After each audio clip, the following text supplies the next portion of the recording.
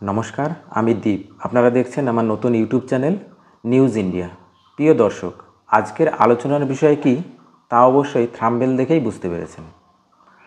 আমরা দেখি যখনই কোনো সন্ত্রাসবাদী কার্যকলাপ ঘটে আমাদের দেশে, বড় বড় সংবাদ চ্যানেলে বিভিন্ন বুদ্ধিজীবীদের আমন্ত্রণ করা হয় এবং তাদের বলতে শোনা যায় যে সন্ত্রাসবাদীদের নাকি কোনো ধর্ম হয় না। কিন্তু আমরা গত মঙ্গলবার জম্মু কাশ্মীরের অনন্তনাগ জেলার পেহেলগাঁও বলে একটা জায়গায় ট্যুরিস্টদের ওপর বর্বর সন্ত্রাসবাদীর হামলা দেখলাম। সেখানে জাতি, ধর্ম এবং নামাজ কিভাবে পড়ে, কলমা কিভাবে পড়ে, এমনকি তাদের জামা কাপড় খুলে চেক করা হয় এবং গুলি করে হত্যা করা হয়। এখনও পর্যন্ত যে খবরটা আছে, মোট 22 জন ভ্রমণ পিপাসু মানুষকে তারা হত্যা করে। মিলিটারি ইউনিফর্মে তাদের মধ্যে প্রবেশ করে। এর জন্যই প্রথমে কেউ বুঝতে পারে না,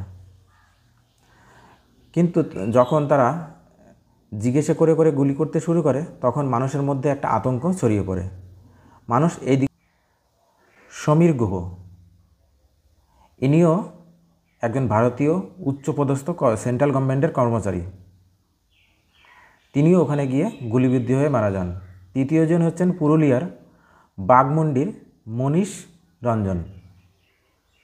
তিনি একজন আইবি অফিসার, তিনিও ওখানে গুলিবিদ্ধ হয়ে মারা যান। সেই দিন ওখানে যারা মারা গেছেন তার মধ্যে বেশিরভাগই ভারত সরকারের উচ্চপদস্থ কর্মচারী এবং কয়েকজন বাইরেও উচ্চ পদে তারা কর্মরত ছিলেন। এই বর্বর হামলায় যে 26 জন মারা গেছেন তাদের আত্মার শান্তি কামনা করি এবং তাদের যে পরিবার রয়েছে তাদের প্রতি রইল শ্রদ্ধা।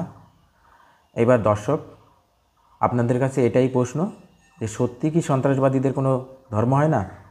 কমেন্ট বক্সে লিখে জানাবেন। চ্যানেলটিকে সাবস্ক্রাইব করবেন যাতে এই ধরনের ভিডিও আপলোড করা মাত্রই আপনাদের কাছে নোটিফিকেশন পৌঁছে যায়। লাইক করবেন। ধন্যবাদ।